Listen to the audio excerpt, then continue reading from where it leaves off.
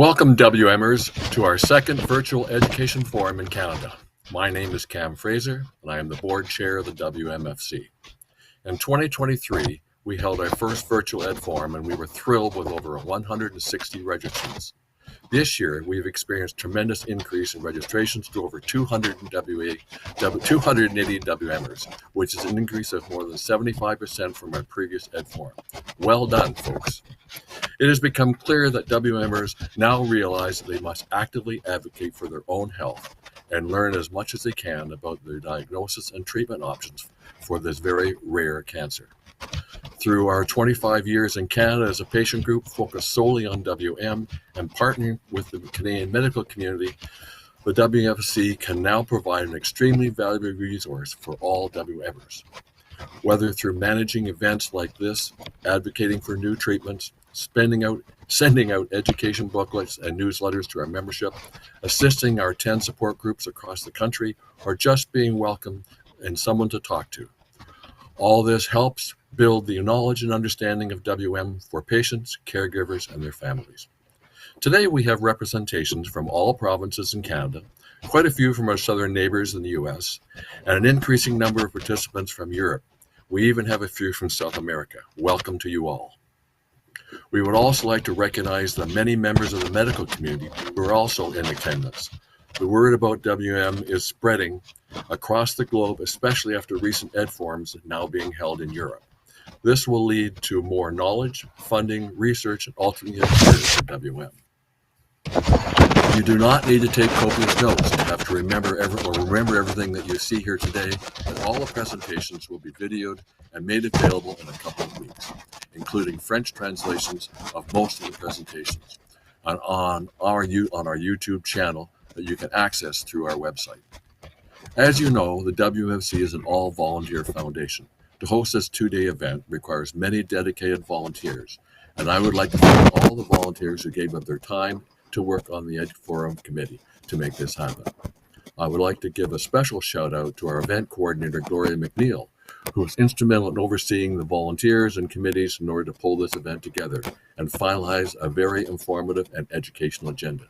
Without all your efforts, this event would not have happened. I would like to thank the medical community who have donated their time and expertise to educate all of us WMers on this rare and complicated disease. We know how busy you are, and the demands of your time are great, so we really appreciate you spending some of your valuable time with us. We all thank you for your continuing support of this education event. I'd also like to thank you, our WMFC members. Your donations have allowed us to fund over $1.5 million of critical WM research with organizations like Dana-Farber, Mayo Clinic, and Sunnybrook Health Services in partnership with the IWMF. With your help, we have made significant advances in research on our path for better treatments and ultimately find a cure for WM. You have also supported this event and made numerous suggestions as to the possible topics we should consider and have submitted many thoughtful questions to be addressed by our panels. Your giving our organizers in planning this event, identifying Canadian speakers, as well as addressing Canadian issues. As you can see in our agenda, we took the liberty of adding a few well-respected international speakers. Earlier this year, the WMF focused upon drafting a 35-page draft booklet called WM Frequently Asked Questions, which we mailed out to all our members. This booklet has been very well received by our membership and answers most of the questions that you may have forgotten to ask your doctor.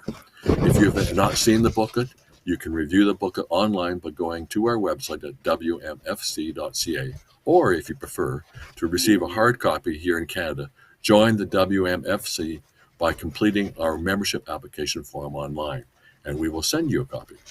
This event would not have happened without the generous education grants that we have received from Pharma that funded most of this event, as well as the printing, translation, and mailing out of the WMFAQ booklet. I wish to recognize the two pharmas that were instrumental in supporting the WMFC for these events in 2025. B1 Medicines Canada ULC, formerly known as Beijing Canada, and Johnson & Johnson Innovative Medicines, formerly Janssen. Their continuing support of WM events has been amazing, and we look forward to maintaining this relationship into the future. I would also like to recognize King Events, who patiently and knowledgeably over the past year helped the WMC to manage the world of virtual ed forums. Hopefully you will find this virtual presentation as impressive as we did. At the end of the forum, we would ask that you complete the evaluation form. It's only one question, will only take a few minutes of your time, but it will allow us to take into consideration your suggestions and planning for the I would like to personally thank everyone who is making the effort to participate in this event, whether you are a WM newbie or a veteran, just by being here. You are making a significant positive step in our WM journey. Next, I'd like to introduce to you one of our WMC volunteers, Chris Robinson, who has graciously agreed to MC this event over the next 2 days. You will meet Chris right after the French introduction. Now it is time for me to pass the laptop to Pierre Faubert, who will welcome our French-speaking members to this WMC Virtual Ed Forum. Over to you, Pierre.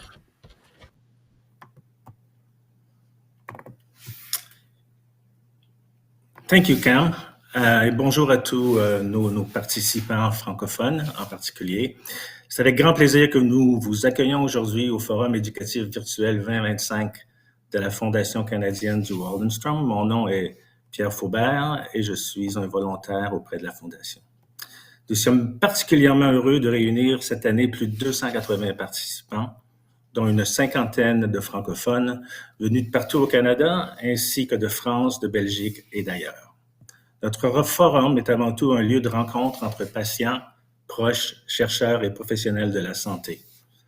Ensemble, nous formons une communauté unie par un même objectif, mieux comprendre, mieux traiter et mieux vivre avec le Waldenstrom. Nous tenons à exprimer notre sincère gratitude à nos commanditaires, B1 et Johnson & Johnson, dont le soutien généreux rend possible la tenue de ce forum et contribue activement à la mission éducative et communautaire de la Fondation. Par ailleurs, 2 sessions en français auront lieu aujourd'hui. À 12h10, le Dr Rayan Kaedbe présentera une mise à jour sur le diagnostic et les présentations cliniques du Waldenstrom. À 13h10, le Dr Jean-Sébastien Claveau présentera un panorama des traitements du Waldenstrom au Canada. Nous espérons vous y voir nombreux. Pour rejoindre les présentations en français, simplement cliquez sur le titre de la session qui apparaîtra à gauche de votre écran et vous serez ajouté à ce moment-là à la session Zoom appropriée.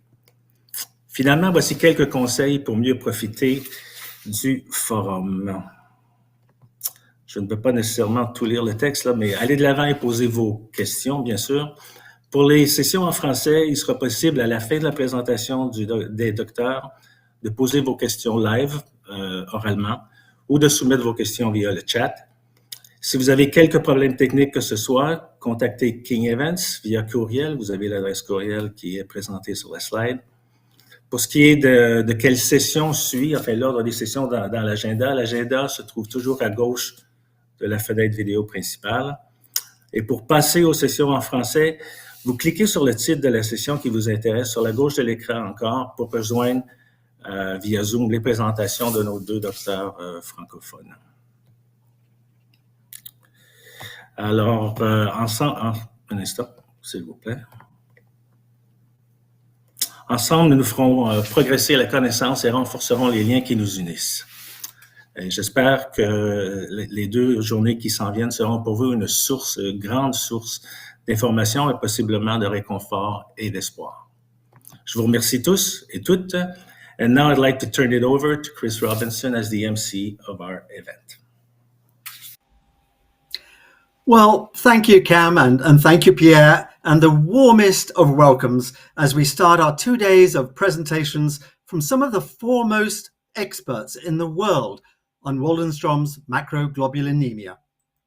It'll be my privilege as MC at this forum to introduce our presenters over the next couple of days. I'm going to be as fascinated as I hope you will be to hear what they have to say, because these are exciting days in the world of WM. Positive developments are moving quickly, treatment options are expanding, and it can be confusing and a little technical for some of us. So our aim at this forum is to hear firsthand from the movers and shakers in the WM research and treatment world. At the end of these 2 days, will be better informed and perhaps inspired on our individual WM journeys.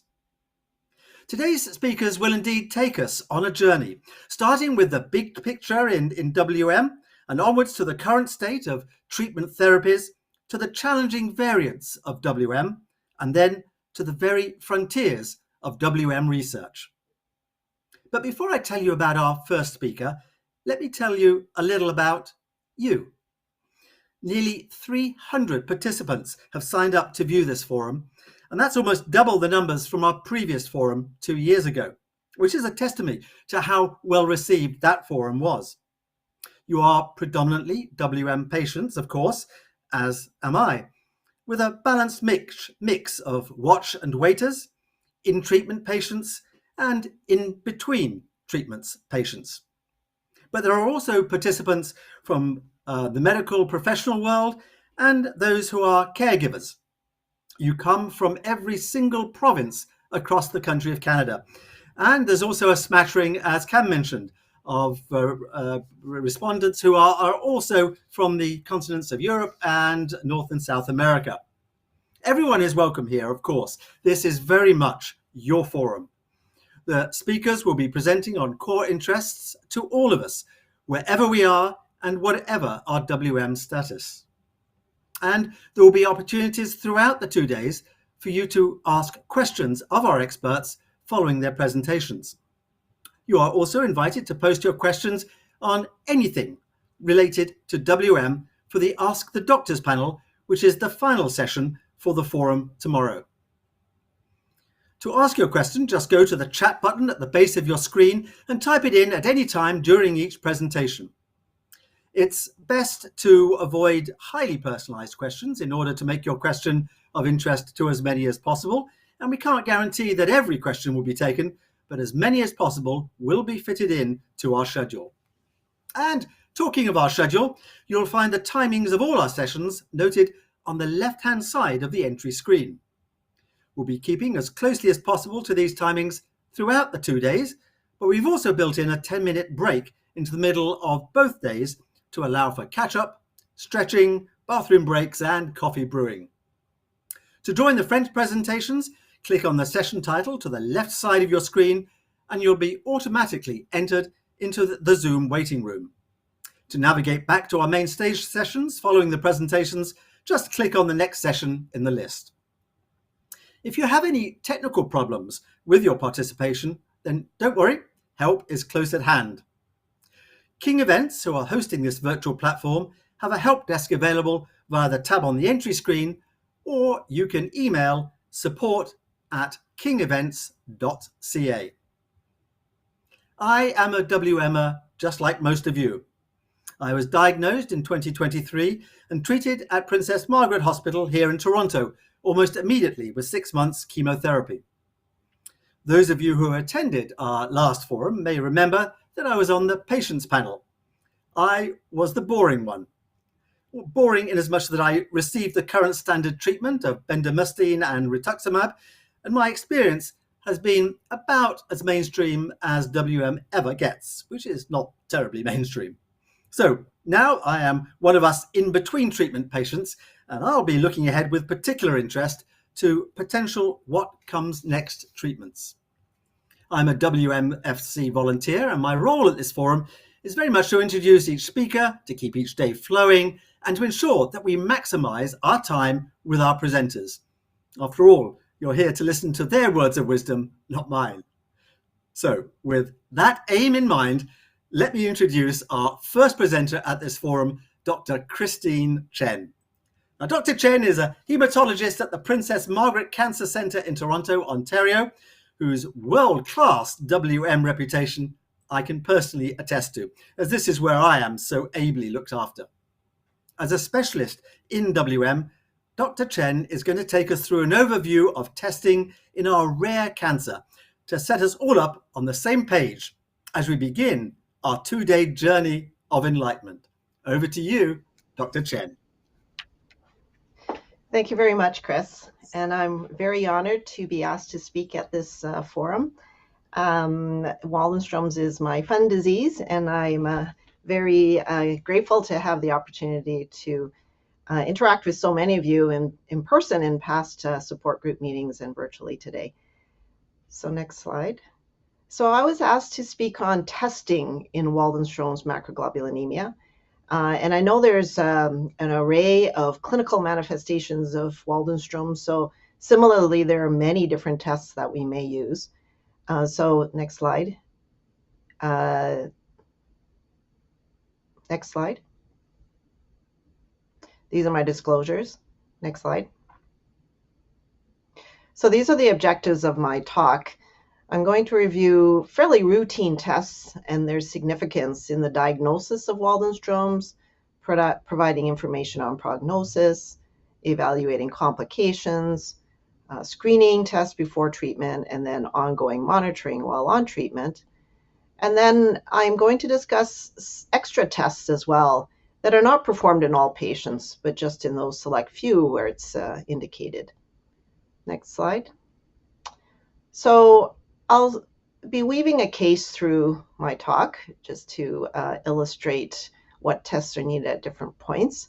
So this is a 75-year-old female who presents with increasing fatigue over the past 6 months. So this is very non-specific. She goes to see her family doctor, and as is typically done, they do a complete blood count, which includes a white blood cell count, hemoglobin, which is a measure of red cells, and the platelets. And she's found to be anemic with a hemoglobin of 95. Normal for a female is 120 to 155. So this would typically initiate a search for potential sources of blood loss, like from ulcers or other. And it is important to remember that blood loss leading to iron deficiency can be seen in Waldenstrom's patients related to dysregulation of a protein called hepcidin. And I'll talk about this a little more in the next slide. The family doctor would also normally, in a patient who's 75 with anemia, also rule out other blood disorders like multiple myeloma. And so would traditionally perform a serum protein electrophoresis and find an M spike in the blood. So this is a very standard way that many Waldenstrom's patients are diagnosed initially with entry through their family doc. Next slide. So I'm going to talk a little bit about anemia and the M spike, which are the initial presentations. Anemia is seen in up to 80% of patients with Waldenstrom's, and there are many reasons for anemia. One is what I mentioned earlier, the iron that you ingest in your diet may not be absorbed properly or not used properly to build red cells. And this is potentially due to this protein called hepcidin that's released by the Waldenstrom cells that normally regulates iron utilization and can be in disarray. This happens maybe in 20-25% of Waldenstrom's patients. You can also see red cells getting broken down. We call that hemolysis. And this can be due to the abnormal antibodies landing on the red cells and then targeting these red cells for breakage. They are often referred to as warm antibodies or cold antibodies, also known as cold agglutinins. And then there can be just crowding out of the bone marrow from the Waldenstrom's itself, which we know originates traditionally from the bone marrow where we make blood. Click ahead, please. And it is important to recognize that anemia, being very common, is also the most common reason for starting treatment in Waldenstrom's, as you can see from this paper a few years ago, where about 40% of patients or reasons for starting treatment were attributed to anemia. Next slide. So the CBC is a pretty basic test that picks up anemia, but then we're also often triggered to do a protein electrophoresis and immunofixation. These are tests that are performed to identify the traditional or the characteristic IgM protein M spike that you're all aware of, as is seen in Waldenstrom's. So What is serum protein electrophoresis, or also known as SPEP? Well, you take the patient's blood, and we really just want the liquid part, not the cells, so we sort of spin out the cells. And then you're left with the kind of yellowish, the yellowish fluid, and it's put on a gel, and then an electrical current is driven through it because all proteins have a charge on them, so they'll migrate out in the gel based on how much charge they have. And you end up seeing something like on the right, the bottom image is the gel where the proteins will move out into the gel, as I said, based on the charge and also on the size of the protein. And so you end up seeing these bands in the gel, which can be translated into the different proteins. Can you click ahead, please? And what we see is in disorders of plasma cells and Waldenstroms, that there's a monoclonal spike, also referred to as a monoclonal protein, because these cancer cells all make the same, they're clonal, so they all make the same protein, and as opposed to in regular life, you make a lot of different proteins. These proteins in the gamma region are antibodies, and you can imagine your body will be making all sorts of antibodies against infections and other foreign intruders to your body. And so they're going to be kind of diffusely spread out in the gel. But in diseases that are cancerous that make a protein, all those cancer cells are the same clone. They just proliferate and they make a very similar kind of protein, which we refer to as the monoclonal spike. Next slide. And in Waldenstrom's, that spike is an IgM protein. And so on the left is what we call an immunoglobulin, also known as an antibody. And there are, we identify them by what kind of heavy chain and light chain they are made of. And so the heavy chain is the big Y part. And there are a whole bunch of types of heavy chains, IgG, A, and then IgM is the one that we see with Waldenstrom's. And then attached to the heavy chain is a light chain, and there are only two kinds here, either kappa or lambda. So your Waldenstrom's may have an IgM kappa that's being made, or IgM lambda. So it really depends on whatever pattern of the partnering your Waldenstrom's has. So what I showed you on the left is a typical antibody, but an IgM protein is actually made up of 5 of these that are kind of all attached at one end. So it's a really big protein because it's really the same as 5 IgGs, and IgG just has one of these components. And so that'll come into play when I talk a little bit later about how this protein that's so big can cause some sludging in the blood, also known as hyperviscosity. Next slide. And so this IgM protein, which is made up of the 5 antibodies stuck together, can be measured, as I mentioned, on the SPEP and identified specifically as IgM, kappa, or lambda with a test called immunofixation. These are those gel test dimensions.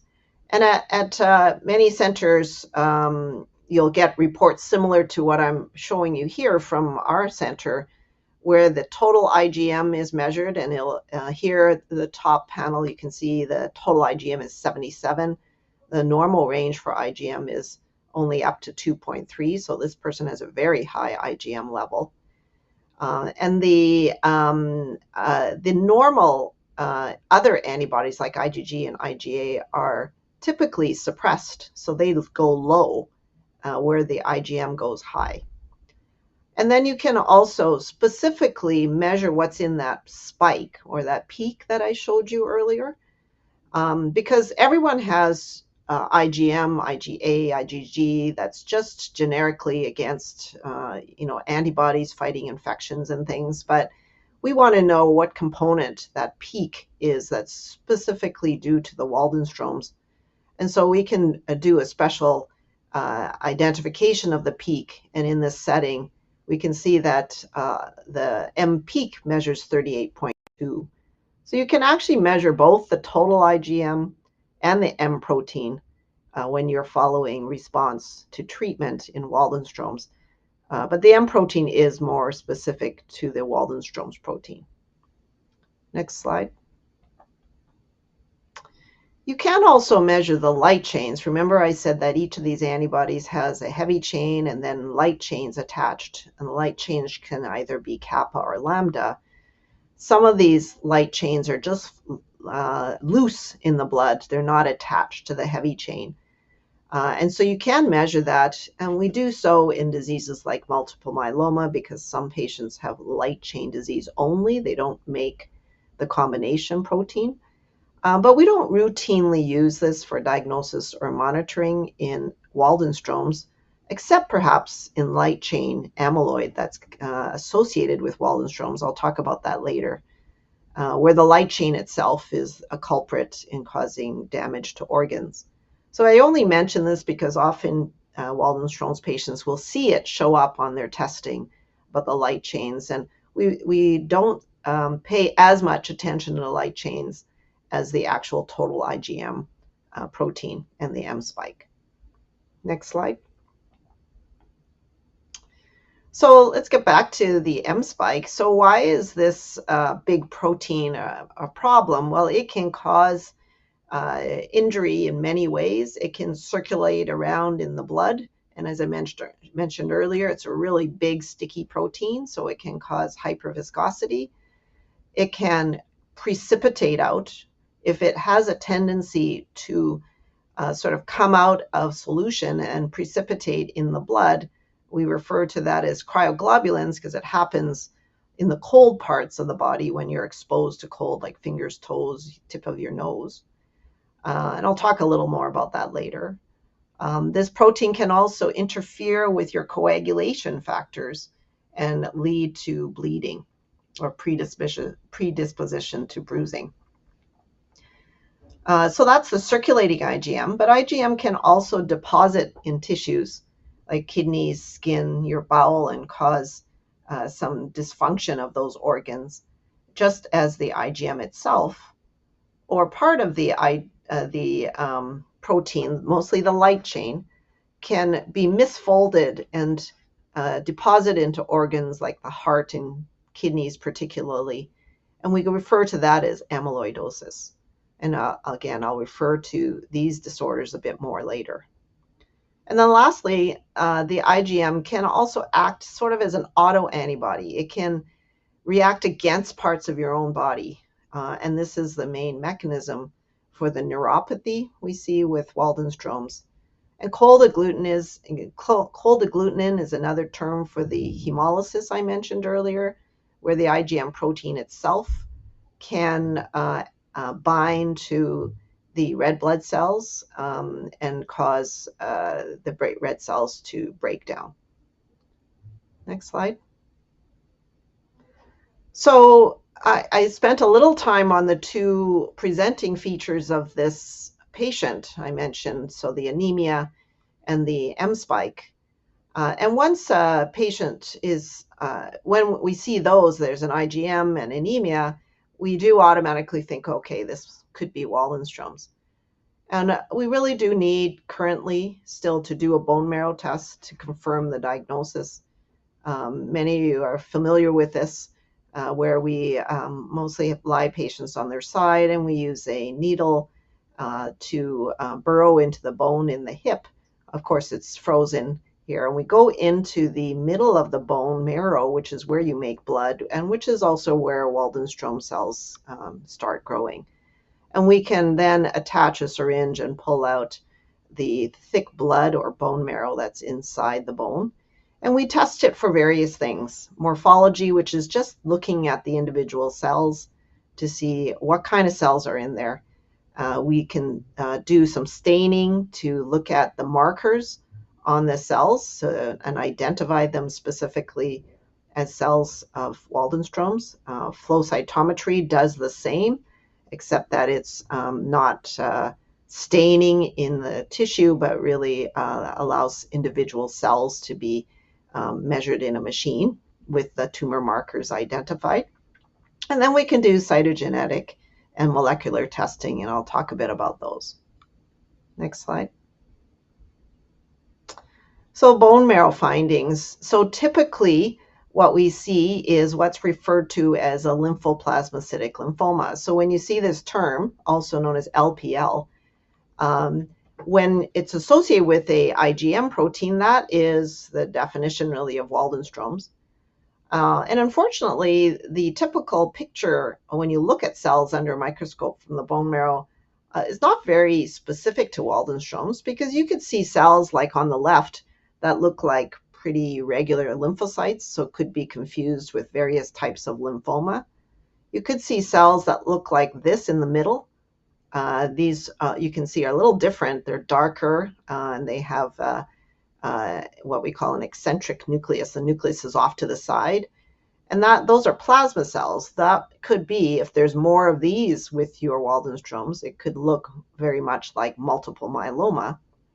And then you can see on the right panel the sort of combination. This is kind of what we call lymphoplasmacytoid cells. They're kind of a hybrid between the two cells I showed you on the left.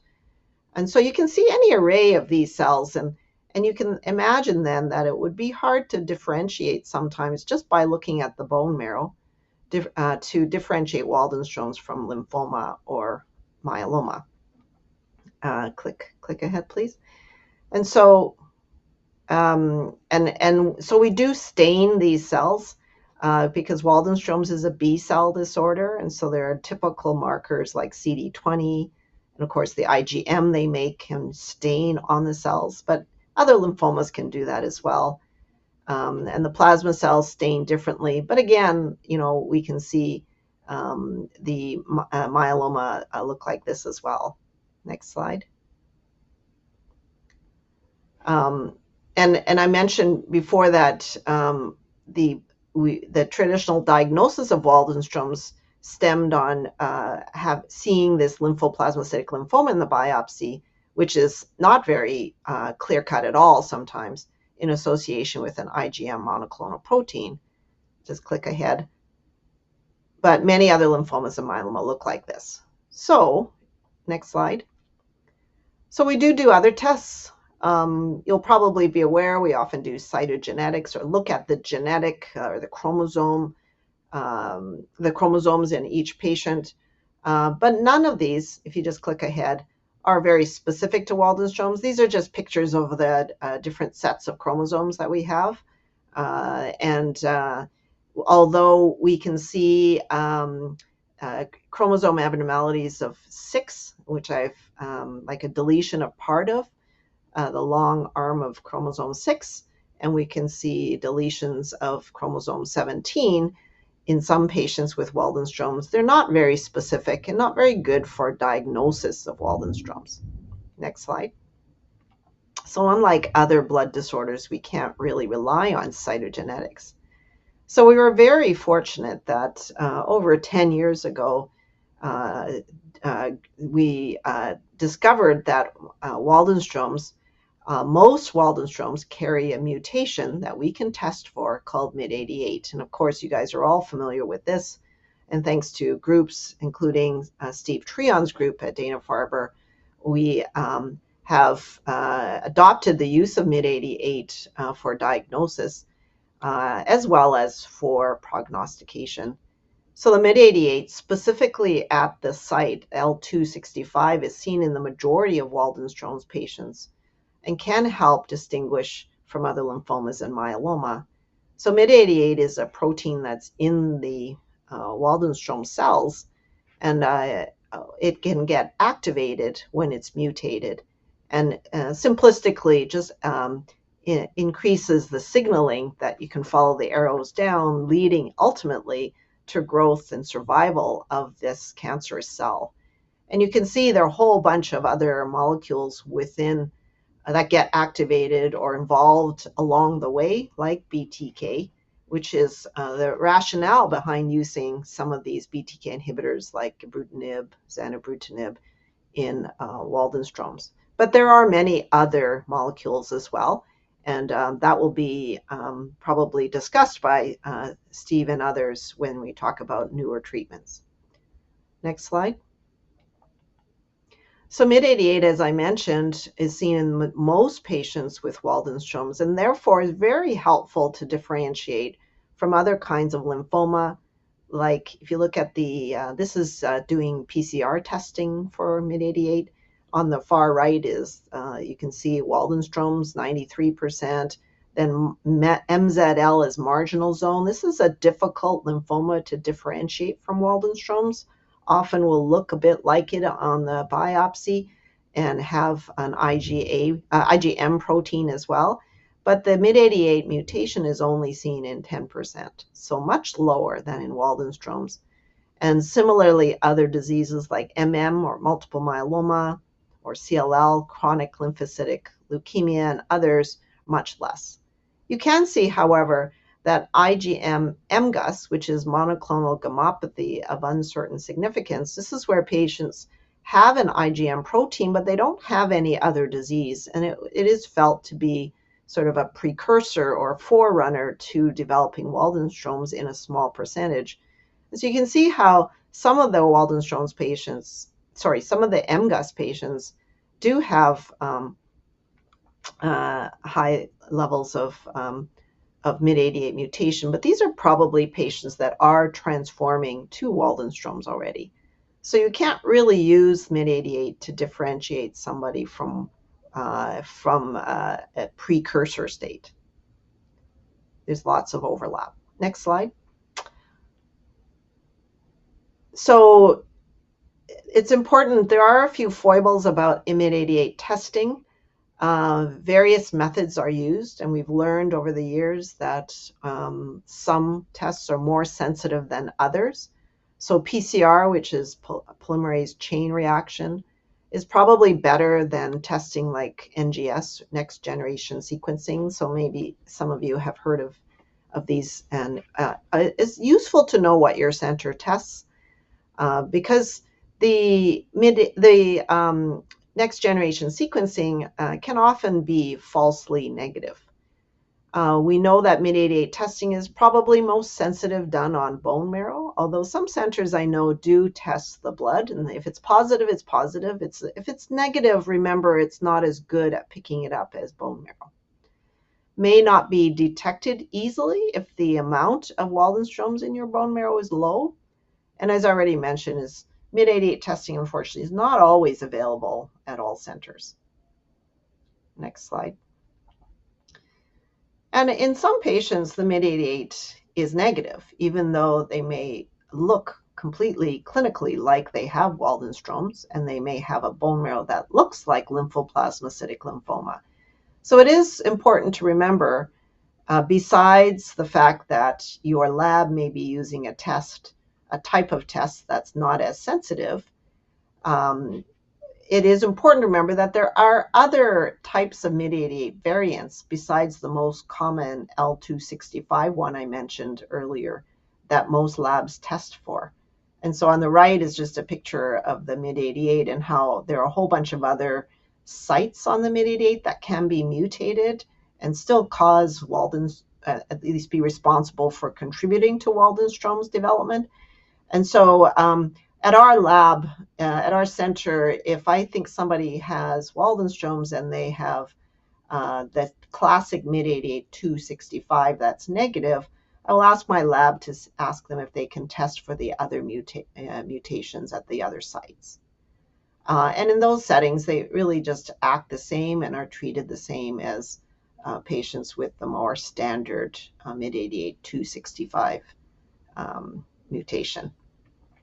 If they're negative, it could be that they have another diagnosis. Perhaps they have an IgM myeloma, which is rare but possible, or those other lymphomas I mentioned, even though marginal zone has fewer, only 10% of marginal zones have MYD88, but sometimes, they can look very much like Waldenstrom's. So just remember the other diseases that need to be ruled out. And then ultimately, you may have a Waldenstrom's that truly is just mid-88 negative. This is the minority of patients, less than 5%. And it is important to know that because these patients respond differently to therapy. And so it is helpful when selecting treatment and in tempering your expectations of how these patients may respond. Next slide. So let's go back to our patient, the 75-year-old who had fatigue. So she was anemic, remember. She is ultimately found to have an IgM monoclonal protein that's quite high, 55 grams per liter. And she ultimately then is flagged to get a bone marrow, which is consistent with Waldenstrom's. The mid-88 mutation is there. So she has a diagnosis now. What other tests should be done at this point? Next slide.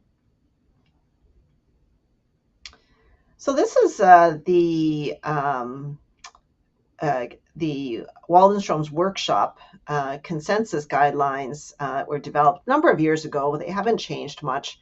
And I put this up just to show you that we do need to look for some of these other complications or things that would be triggers to start treatment. Once we make a diagnosis, we really have to decide, does the patient need treatment? And so there are clinical indications to initiate treatment that are listed above, and then there are lab-based indications. So the clinical ones, we talk about fevers, night sweats, weight loss. These are referred to as B symptoms. So patients can have these. They are sometimes a little non-specific, as I said, like fatigue can be due to many things. We look to see if patients have enlarged organs or lymph nodes with the classic neuropathy, kidney problems, nephropathy, or amyloid and hyperviscosity. I'm going to talk a little more about these later, so I'm just skimming through them now. Below are some of the lab-based things, which again, I'll talk about a bit more. Click ahead, please. So just to the routine things we will do pretty much in everyone, though, include tests of organ function. So we will look at your kidneys. Basically, it's a blood test for your creatinine. But it is important we screen everybody with a collection of their urine for that is taken from 24 hours. So you have a big jug that you have to pee into for a day. And this can screen for proteins that are being peed out. That may indicate that there's Waldenstrom's associated kidney disease, which is actually quite uncommon, but is still something to look for. And then also for amyloid. Again, we'll talk about amyloid, but as I mentioned before, the light chain part of the Waldenstrom's protein can lay down in a pattern in the kidneys and cause dysfunction to the kidneys. We also do liver tests, AST, ALT, ALP, bilirubin, albumin. These are all tests that can be abnormal in the blood when the liver is involved. And then sometimes the heart can be involved. Mostly we're screening for amyloid, again, depositing in the kidney, in the heart. And so we can test for something called NT-proBNP. And I just do this in every patient when I see them for the first time before treatment. And that just tells me if that protein or that enzyme is kind of released from the heart when it's stretched and there's more sort of backflow of blood, because the heart's not pumping so well. And that can just be an indicator of the heart disease and tells you need to investigate further. And then we do some tests for prognosis. In the blood, there's an enzyme called lactate dehydrogenase, LDH, the albumin, beta-2 microglobulin. These largely are tests that are associated more with tumor burden, like how much Waldenstrom's you have. So they can be helpful, and they are incorporated into different scoring systems that help determine prognosis. And then ultimately doing some extra molecular testing of the bone marrow. I talked already about mid-88 molecular testing, But some centers, not all, can also test for CXCR4 mutation, which I'll talk about on the next slide, which can be helpful for prognosis and for treatment selection. So next slide. So CXCR4 mutation is almost exclusively seen in patients who do have MYD88 mutation, and it occurs in about a third of those patients. It's not, unfortunately, routinely available at all centers. There are a lot of mutations of this gene, so it's a test that can be kind of labor-intensive looking. But it is important, if you can get it at your center, that patients do. We know that when patients have a CXCR4 mutation, they don't respond as rapidly or as long to BTK inhibitors like ibrutinib, etc. So it is prognostic for us. Next slide. It also can influence if somebody is asymptomatic or doesn't have any symptoms and you're not sure they need treatment. It sometimes can help identify patients where we might follow a little closer because they have a shorter time to become active and need treatment. Next slide. So again, we're still at the point where the patient has a diagnosis and we're looking to see what parts of the body are involved. So do we need to do imaging? So CT scans we frequently perform in lymphoma because we're looking for enlarged lymph nodes or other masses, involvement of the liver or the spleen. So basically, this is imaging that sort of slices through the body, and we can, when we're looking at these slices, we're looking at them like they're lying with their feet facing towards us. And you can see that normal on the left, your tiny little lymph nodes, these are in the groin, but that they're larger on the right. We don't always routinely image Waldenstrom's patients because only about 20 to 25% of patients will have enlarged lymph nodes. So we really depend largely on blood tests for response assessment with the IgM level rather than imaging. But we will test if patients do have enlarged lymph nodes. CT scanning or CAT scanning can be part of it. Next slide. There's also a test called, or an imaging called PET scans. Some of you may have had these. And this is a very specific type of imaging where we inject a radio tracer. The one we use in lymphoma is the tracer is similar to glucose. And we know that any metabolically active tumor or lymph node will take up glucose. So it's kind of identifying the areas that are active. We don't routinely use this in Waldenstrom's because the nodes are very slow growing in Waldenstrom, so they're not usually very active. You can see on the left, the active areas are lit up sort of dark colored.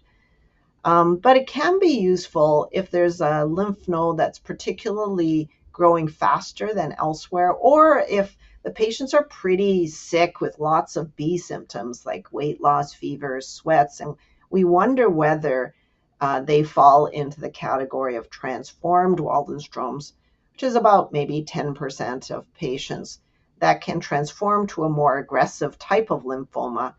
And then if you do a PET, you can identify the most active lymph node that we could biopsy to confirm that.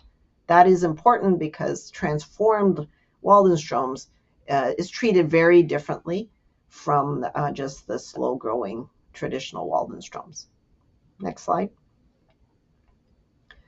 And then there are other settings where special testing is needed. So I'll talk a little bit about these more on other slides, but when the IgM level is very high, we can see hyperviscosity. It can occur in up to a third of patients. And I mentioned already that the protein can also precipitate out. That's called Macroglobulinemia in 5%. Neurologic disorders can occur with Waldenstrom's, either just classically affecting the peripheral nerves, so the fingers, toes, and this occurs maybe in 20-25% of patients at diagnosis and more over the course of their lifetime.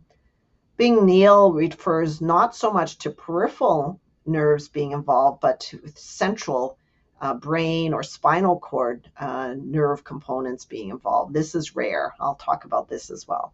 And then lastly, amyloid I've been bringing up here and there, and I'll talk about more. Next slide.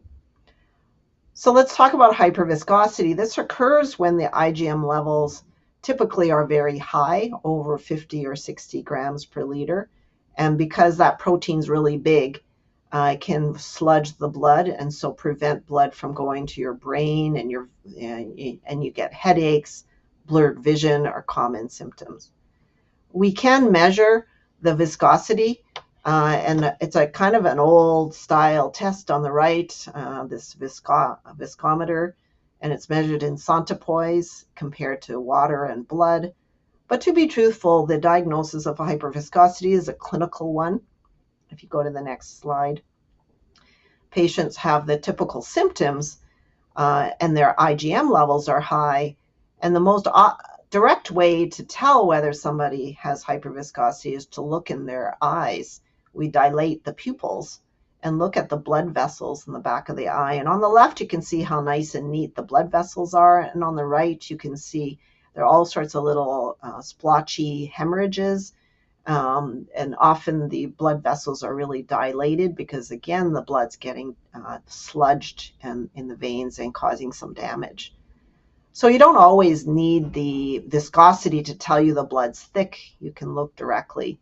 And this is important because hyperviscosity that has clinical symptoms needs to be acted on urgently with plasmapheresis. Next slide.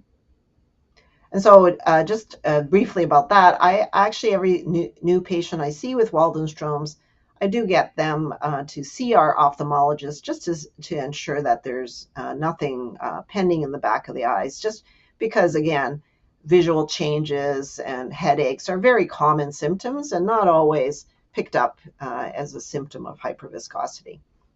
So cryoglobulins, I mentioned earlier, occur when the IgM protein, we don't know why some people's IgMs do this, but the IgM protein can precipitate out, and you can see it there. That's a slide of the peripheral blood. It kind of comes out as a pinkish material, and it kind of blocks off blood vessels as well. And it's in response to cold. And so the parts of the body, like the fingertips, your toes, your nose that get cold, are most prone to getting this cryoglobulin formation. So patients are prone to getting what we call Raynaud's, where their fingers turn different colors, red, white, blue, red, and then they can get painful fingertips and even skin ulcers. Can occur in up to 20% of Waldenstrom's patients. If we suspect it, we'll ask to check your blood, and we have to keep it warm on the way to the lab. So we put it in a warm water bath or something heated so that it doesn't precipitate out in the tube while we're transporting it over, because then we won't be able to test it properly. Next slide. And then neurologic disorders, many of you are interested in because it's quite common to have some numbness and tingling in the fingers and the feet, or burning. Weakness is much less common. Usually people just have sensory symptoms. And then on the lower part is the Bing-Neal syndrome, which is much less common, less than 1%, where the brain and spinal cord are involved, and they can have symptoms more like headaches or problems with thinking or vision or even stroke-like symptoms. So on the right, on the top, the most accurate test to confirm that Waldenstrom's is causing the neuropathy is taking a biopsy of the nerves, and then we stain it for the IgM protein, because those the protein can land on the nerve sheath and cause damage. We don't do a lot of nerve biopsies anymore. So this is a bit of a challenging diagnosis to make, as well as to treat, frankly.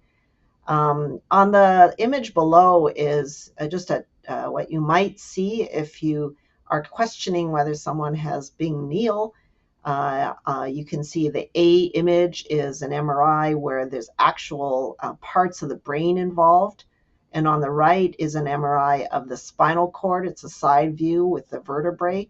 And you can see all the white part or the thickened part of the spinal cord layering all the way going down into the what we call the cauda equina, the last little bits of the nerve roots. And that can cause a lot of pain and weakness or pain, tingling in the legs. Next slide. So imaging is important. We can test, as I mentioned, for neuropathy. The antibodies basically attack the nerve sheath. And this is an image I pulled from Google just on multiple sclerosis, what you see. But it's very similar in concept to what we see in the neuropathy related to Waldenstrom's proteins. It causes demyelination. The myelin is the nerve sheath. And that myelin basically gets damaged when the antibody lands on it. And there's different targets on the myelin. And we can test those antibodies like against MAG, myelin-associated glycoprotein, GM1, sulfatide. We can test it in the blood. But the problem is that a lot of people have these proteins floating around in the blood. We don't really know whether they're landing on the nerves and causing problems. So it is a challenge to make the diagnosis of neuropathy and ensure that it is really related to the Waldenstrom's, especially when the Waldenstrom's doesn't have any other signs of activity and no other reason to treat it besides neuropathy. Next slide. So we do sometimes do nerve conduction studies where we'll try to objectively measure how much the nerves are involved. So this is where you put nerves, you basically stimulate the nerves, and then using electrodes at a farther end on your limb will measure how well that nerve stimulus is conducted through your nerve and whether there's a block. And that can be helpful sometimes in monitoring patients to see if their neuropathy is getting better or even worse. Because it is very hard to deduct worsening or even improvement just clinically, because tingling and numbness in the fingers and feet are hard to quantitate by patients. Next slide. And then amyloid I've referred to a number of times. About 7 or 8% of Waldenstrom's may have concurrent amyloid.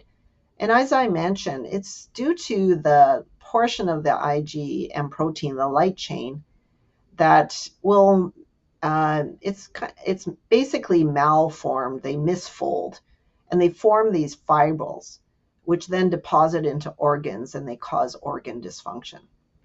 And so patients often will be fatigued. They have weight loss just as general symptoms, but many of their symptoms are related to which organ is getting involved, like the kidneys, heart, or the liver. Next slide. So the diagnosis of amyloid in association with Waldenstrom's is a whole other endeavor. You need tissue to confirm amyloid.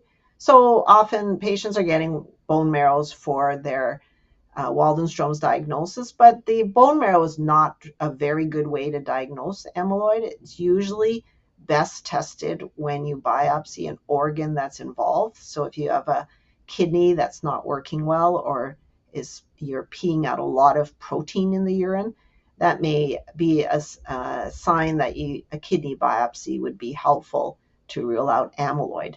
We do sometimes do random biopsies because it is a lot safer and easier to biopsy like a piece of fat on the abdomen or the tongue. Amyloid can basically infiltrate any tissue. And there in the tissues, we'll look for a specific stain. Many of you have heard of Congo red staining on the left, or we look at it under a special kind of polarized microscope where it kind of has this apple greeny kind of color, reflective color. And that will tell us there's amyloid there. And then we do a test, it's called mass spectrometry, where we'll take that amyloid protein, we break it down into little pieces or peptides, and we analyze what it's made of, because there are many kinds of amyloid, and we're mostly interested in the light chain amyloid to see if it's related to the Waldenstroms. Next slide. So if we go back to this patient, so I've gone through a whole bunch of extra tests we might do depending on the patient's symptoms. The next tests are, so this is back to the patient. She has mildly large nodes. She had some CAT scans. Her bone marrow is quite full of Waldenstroms. So now she's preparing to start treatment. And you've heard Chris talk about bendamustine rituximab, BR. So she's about to start BR. So what tests should be done prior to starting treatment? Next slide.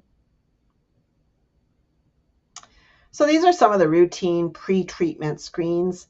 And really, the key is that when you start treatment, you are at risk sometimes based on prior exposures to infections of reactivating that infection that may just be lying latent in you, like hepatitis B, which is common in patients who are of Asian origin, or tuberculosis, where people can be exposed in their home countries and never fully treated, but they only get active disease when their immune systems are suppressed with chemo. So it is important to have this kind of screening done before starting treatment. And then some drugs like zanubrutinib or brutinib can cause some heart problems. So sometimes we'll do some extra heart testing in advance to make sure that it's safe to use in specific patients. Next slide. So now the patient started on therapy. So what tests should be done to monitor her? Next slide. So as I mentioned before, we mostly follow the monoclonal protein because most patients don't have big lymph nodes to image. Most patients don't make a light chain, so we're mostly following the IgM protein. And this is what we see at our hospital. It's sort of going from bottom up in terms of more, from earlier to later testing. You can see that the IgM protein at the first test was 22.1, and we can see it drop nicely. And so we expect the IgM to fall if the disease is responding. Next slide. It is important to remember that sometimes we'll see the IgM go up before it comes down. And this is mostly seen with rituximab or drugs like this. And I'm sure many of you are familiar with this, where this is the very first report by Steve Treon that showed in all these lines are individual patients. There are 11 of them here, where some of them have proteins when they start their rituximab, where their IgM levels rise before they fall. And so that is just something to be aware of when starting rituximab-based therapy, more so when you're using it as a single agent, which we rarely do these days, much less so when you use it in combination with bendamustine. Next slide. We do monitor other things also for response assessment, like we look to see if, so this patient was anemic, if we expect with treatment that the hemoglobin will slowly rise. So again, going from bottom up, you can see this patient with treatment it slowly improves hemoglobin to close to normal. So those blood counts are helpful. And as I mentioned already, we can sometimes repeat CT scanning, but not all patients have enlarged lymph nodes or spleen or liver to follow. Next slide. And then while we're treating patients or monitoring after they've completed treatment, we also still need to monitor intermittently for emerging amyloid. I've talked to you about how it can be a bit hard to diagnose. So we will do annual testing in the blood for that NT-proBNP I talked about before, which measures involvement of the heart. We'll also test for the urine intermittently. I generally only do it once a year, if that, where we just take that 24-hour urine and we look for albumin, which is a protein that gets spilled when the amyloid is involving kidneys. And this is important just because emerging amyloid as a complication can alter your treatment and prognosis. Next slide. And so that was probably a dizzying array of all the tests we could use. In summary, molecular testing with MID88 is a pivotal diagnostic test for Waldenstrom's, but remember that there are negatives. Some of them are false negatives based on the type of test you're using. Due to the complex nature of disease, there are many tests that could or should be used in Waldenstrom's. So it's really just important to understand the ones that are being used with you and to work with your hematologist for optimal care with these tests. So next slide. I'd like to just thank everybody, and this is just the members of our lymphoma myeloma group who treat Waldenstrom's at Princess Margaret. So thanks so much.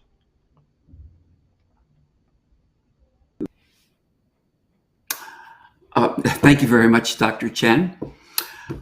We have a couple of questions from the audience, but they're clinically related, not testing related specifically. I think you covered everything there. Some of the questions we have just in general, because of your background in Waldenstrom's, what is your take on treatments, BTKI and vaccines? Do you hold back, or do you just vaccine and push through with the BTKI? Yeah, with the BTK inhibitors, when we first started seeing, like COVID during the pandemic, we were worried initially that the BTK inhibitors would inhibit your ability to respond to vaccines, particularly the COVID vaccines. And then there was some suggestion maybe they enhance your ability to respond. To be truthful, because BTK inhibitors are given continuously, you don't usually have a break, or you don't necessarily want to interrupt it to get vaccinated. So in my practice, I generally ask people just to get the routine annual vaccines just whenever they're due, like flu, COVID, and the other vaccines like your Prevnar. There's a relatively newish Prevnar 20 that came out, RSV, and those are others. I generally will just say just administer them without interrupting your treatment. There may be less activity or ability to respond, but I think it's still helpful to be vaccinated as best as you can. Thank you. Before you started your lecture here this morning, we had many questions from WMers ahead of the forum. One of the most common questions concerns vitamin C. What's your take on vitamin C? Well, there's so many supplements that people ask about, vitamin C, vitamin D. Should I take extra calcium? Should I be on, green tea extract, curcumin? So it's very hard because there's not a lot of good data to say whether it is helpful. Probably in general, supplements like vitamin C are not harmful. So my take on vitamin C is that it doesn't generally interact badly with other treatments, like with other therapies that you're on. So I'm usually okay with it. It is important to ask your doctor, especially if you're on treatment, if any of the supplements you're taking might interact negatively with your treatment.